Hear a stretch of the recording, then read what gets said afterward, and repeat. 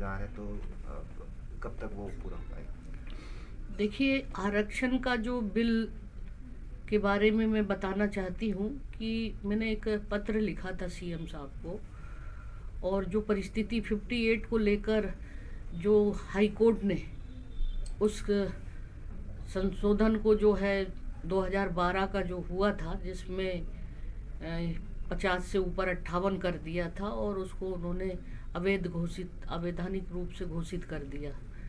और पूरे प्रदेश में जिस तरीके से एक असंतोष का वातावरण, क्योंकि इसमें 58% को तो उन्होंने अवैधानिक कर दिया, लेकिन जो परिस्थिति थी आदिवासियों की 32% था, वो घटकर 20% में आ गया।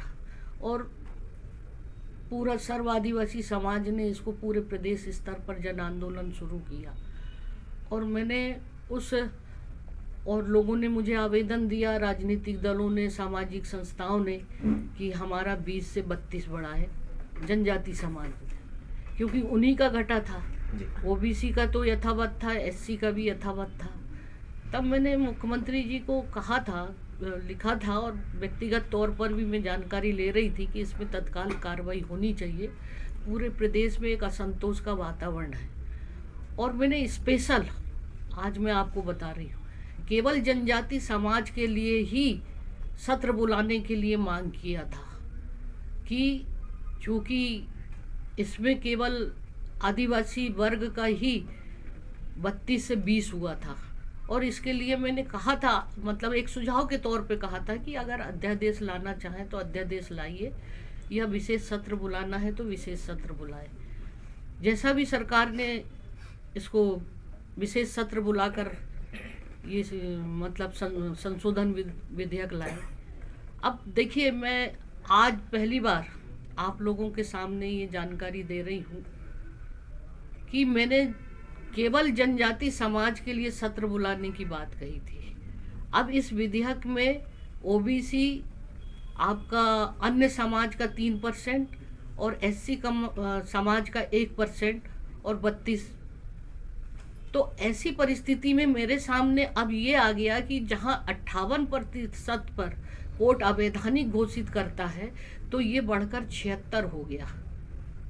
अगर केवल आदिवासी जनजाति समाज का ही संशोधन होता 20 से 32, तो मेरे लिए तत्काल हस्ताक्षर करने में कोई दिक्कत नहीं थी, क्योंकि उसका जो परसेंटेज है, उसका जो डाटा सरकार के पास था, तो वो उनमें कोई दिक्कत नहीं थी। अब चूंकि 76% ओबीसी का और 13% एससी का और अन्य का, ऐसे 76%, तो ये जो एक तकनीकी पहलू आया है कि मेरे सामने ये देखना है कि क्वांटिफाइबल जो डाटा है, वो उस डाटा की जानकारी लेना। दूसरी बात है कि जो अन्य समाज का जो हुआ 3% का, उसमें किस तरीके का ये डाटा तैयार किया है।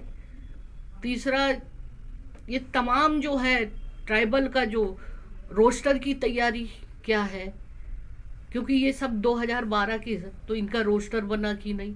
कल को भविष्य में फिर वैसे ही स्थिति हो जाएगी, जहां 58% को पर कोर्ट जब उसको अवैधानिक करता है, तो 76% की स्थिति में क्या होगा आप बताइए। ये, और मैं आज अगर दस्तखत करती हूँ तो फिर स्थिति वैसी ही हो जाएगी। तो मैं ये जानना चाहती हूँ कि सरकार ने क्या आधार मानकर इस कब इतना ज़्यादा आरक्षण बढ़ाया है, और ऐसी परिस्थिति में अगर मामला फिर उलझ जाएगा तो ना एससी को फायदा होगा और ना ही इसमें ओबीसी को या जनरल को, ना एसटी को।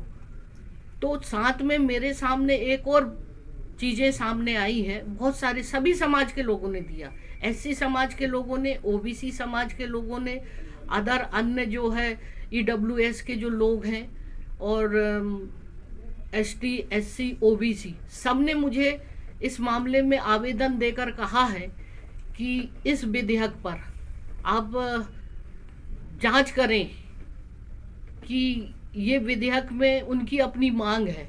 तो विभिन्न आवेदनों का भी मैं परीक्षण कर रही हूँ, एकदम बिना सोचे समझे, एकदम हस्ताक्षर। तो क्योंकि इसमें सभी लोगों ने आपत्ति लगा दी है जो मेरे पास ज्ञापन आए हैं। तो मैं वो सब चीज़ें देख रही हूँ और वो तमाम चीज़ों से मैं संतुष्ट हो जाऊँ, क्योंकि ये मामला अब बहुत बड़ा हो गया है। केवल ट्राइबल का 32-20 वाला रहता तो मुझे कोई दिक्कत नहीं थी। तो इसी कारण ये विधेयक को अभी मैं हस्ताक्षर नहीं कर रही। आप अगर संतुष्ट का सवाल नहीं है, बात यह है कि इनका भला, उनका साथ जस्टिस हो, किसी तरह की कोई प्रॉब्लम ना आए, क्योंकि ये मामला कोर्ट में जाएगा।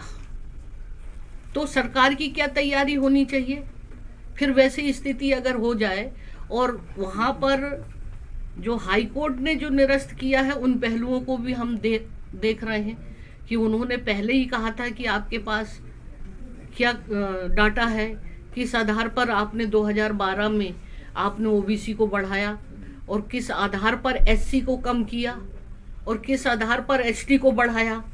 और फिर दूसरी बात है कि जो प्रशासनिक सेवाओं में जो है भर्ती नियम के तहत उसके लिए आपका जो आंकड़े, जो डाटा उन्होंने टेबल बनाया था, उसमें जो पदों की क्या स्थिति है, स्टेटस, और अगर कम है तो किस कारण हो, ये तमाम पहलुओं को जो है हाई कोर्ट का भी जजमेंट को भी हमको ध्यान में रखते हुए ये सरकार के सामने ये सारी चीज़ों की मैं जानकारी इकट्ठी कर रही हूँ, क्योंकि ये मामला बहुत बड़ा हो गया है।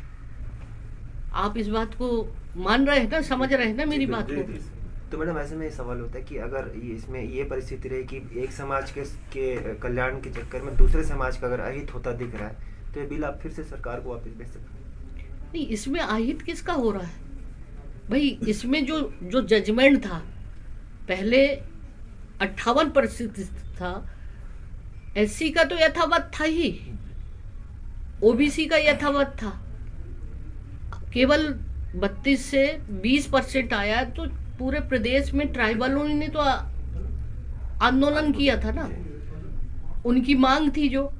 तो या तो मतलब जो भी कुछ इसमें आपने संशोधन जैसा भी लाए हैं, जब 58% के ऊपर अवैधानिक घोषित हो रहा है तो 76% पे क्या कर सकेगी सरकार, ये मेरा प्रश्न है। आप खुद सोचिए ना। तो इसमें 1% केवल ट्राइबल का मामला नहीं है, सभी के लिए है। अगर कोर्ट में जाएगा तो सभी का होगा, केवल एसटी का ही नहीं होगा। तो मौजूदा स्वरूप उसमें भी दस्तखत करना अभी आप उचित नहीं समझ रहे? हम तकनीकी पूरी चीजों को मैं जब तक देख लूं, समझ लूं सरकार की क्या तैयारी है ऐसी परिस्थिति में, नहीं तो ये 2012 का और फिर अभी आकर ये परिस्थितियां हैं। कोर्ट से अगर किसी ने स्टे ले आया, आज मैं साइन कर दूं, कल कोई कोर्ट में चला गया तो सरकार से मेरा पूछना मेरा कर्तव्य है कि आपकी क्या तैयारी है ऐसी परिस्थिति में। आपके पास सारी जानकारी के तौर पर जिस आधार पर आपने किया है, तो क्या मैं इस सब चीजों को आकलन नहीं करूंगी? और जहां तक सवाल ये है कि मैंने जो परिस्थितियां 58 की हुई थी उसके तहत ही ये मामला उठा आया सामने, तो पहले 58 का भी तो क्लियर बताएं। अब तो 76 हो गया है। तो मैं अगर केवल वो पहले वाले 2012 का डाटा 58 का ही अगर समाधान हो जाता, क्योंकि स्थिति उससे उत्पन्न हुई। अब ये दूसरी बात शासन ने और शामिल कर लिया, तो वो फिर आधार तो मुझे जानना है ना। 58 वाली स्थिति रहती तो मुझे कोई दिक्कत नहीं थी।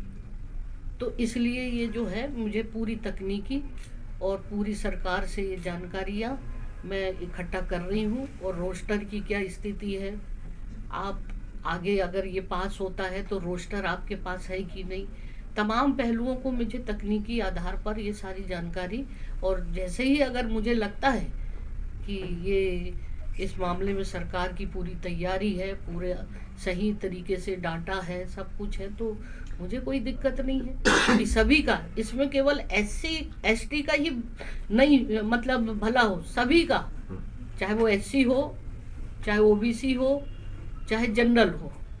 तो अभी तो उन लोगों ने, जनरल लोगों ने भी मुझे दिया है कि इसमें हस्ताक्षर नहीं करना, हमारा 10% का 3% क्यों?